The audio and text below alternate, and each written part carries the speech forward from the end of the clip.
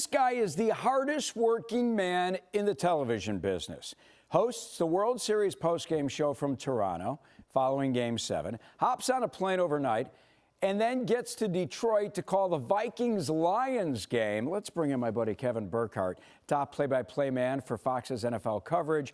Great friend as well. And let me ask you, Kev, what would have happened if you did not make it to Detroit in time? Would Tom have called the game by himself? Yeah, I mean, good thing is I did. That was so fun, Lou. I mean, listen, I'm so fortunate to be a part of all that, and have the World Series Game 7 and then go call an awesome NFL game a couple hours later. It was so fun.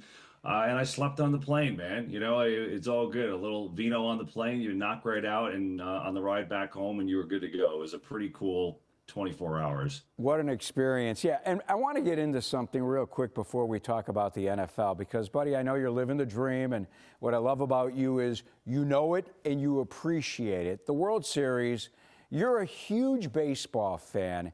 Where did that World Series rank in your opinion, and what about Game 7? Yeah, it was really good. We were talking about this, Lou. It is, at least in the ones I've covered, it's right up there. I think the Cubs and that in terms of Game 7 drama, everything. Obviously, the Cubs, that game had everything, the history, all of it. In terms of like my life and being a big baseball fan, I mean, I'd have to go back to maybe 2001 with Arizona and the Yankees, that wild game with Schilling and Randy Johnson pitching, and Soriano hit the home run in the 8th, and Louis Gonzalez walk off. That Game 7 was as good as a baseball game as I've ever seen. I think that's the best compliment I could pay it. There were so many dramatic moments, and I think the cool thing is that somebody won it. Like, we're watching the game and we're, with the guys, and we're just saying, like, no one have a big error, right? Like, we didn't want to see a mistake lose the game. So it was all, I mean, it was top 3 for me, I'd say. I was watching, and you and I have been so fortunate throughout our careers, throughout life. I mean, I had the opportunity to talk with Michael Jordan after every game for a couple of seasons, and I couldn't help but watch you, and I'm thinking, listen, this guy's living out every kid's dream. He's watching Game 7 of the World Series with 3 of the greatest players ever, Derek Jeter, A-Rod, and Big Papi. It was pretty great. And the coolest part is, so I'm working next to those legends, and I'm friends with them, and we do our shows every night. The coolest part is watching the games, and they're just as giddy as anyone else, jumping out of their chair, hands on their head, like couldn't believe plays. And they've all lived it. So I think that was kind of the telltale of how good the game really was, is just watching and being next to them and having their reactions together. So listen, I'm lucky, man. You know that. We work in the toy shop. Yeah, you're exactly right. I tell people all the time we work in the toy store. All right, I want to get into the Bears and Vikings. You'll be on the call here on Fox 32 Chicago with Tom Brady. You were gracious enough to invite me to dinner with the crew: Brady, Aaron Andrews, Tom Rinaldi, Dean Blandino. Such a great group. You were really fortunate, man. You were here in town in Chicago before the Cowboys game, and we all got together. My question is, are you surprised with the Bears' play since that Cowboys game? Well, I mean, that was a real turning point, right? I mean, obviously, the way they started and the way they looked, in that 0-2 start, and that Cowboys game was kind of the awakening for the offense. And, we thought it could be, because Dallas's D has really struggled, and, they showed you a little something. So they're a totally different team from when we went into, last time we hung out when we had dinner and, before week 3. And I get it. Like, they haven't, beaten anybody, as they say, whatever. They got 6 wins.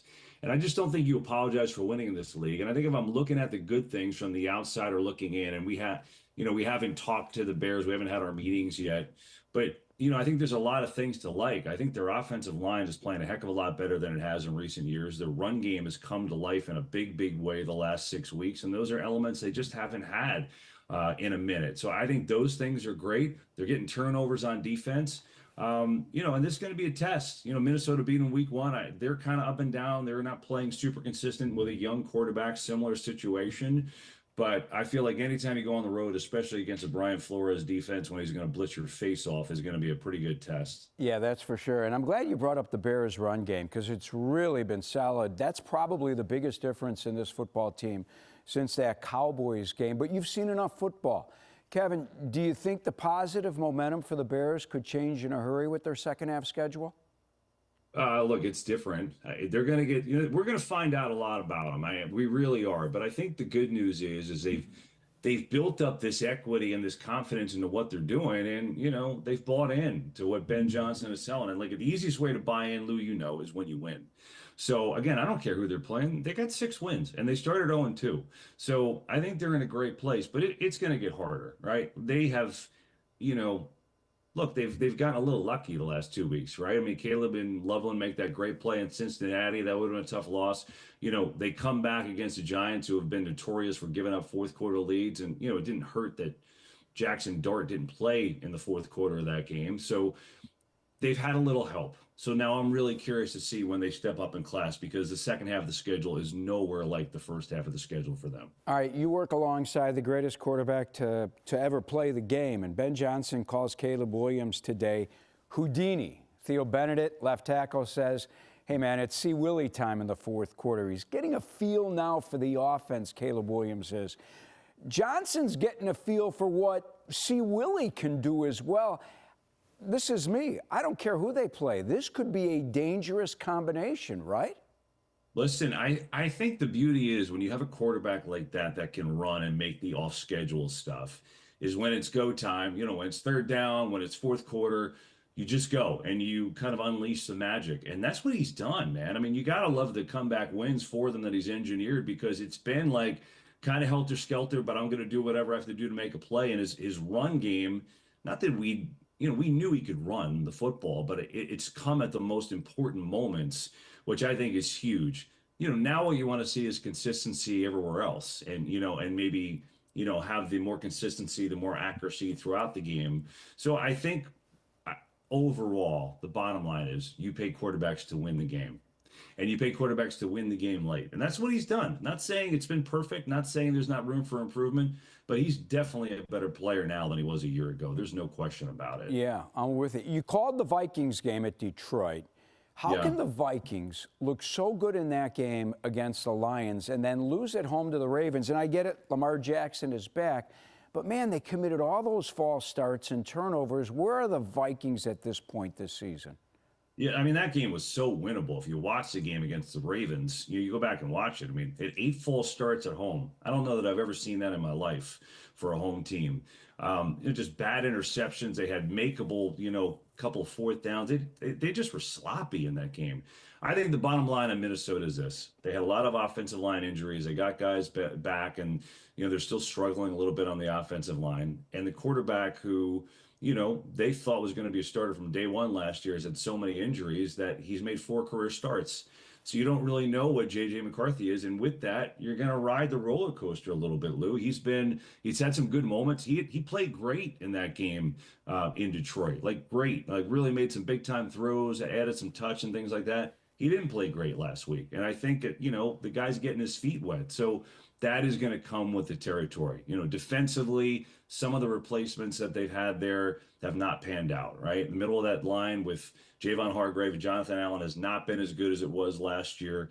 They're playing better. But I think the bottom line is when you have a young quarterback, which you have seen in Chicago, trying to get their feet wet, trying to get better, it just takes a minute. And this isn't, week 12. This isn't 12 starts. This is going to be J.J. McCarthy's 5th start. It's hard to judge anybody on that. Yeah, I'm glad you brought that up. It is really, truly his rookie season. All right, Bears are already 0-2 in the NFC North. Vikings are 4-5 overall.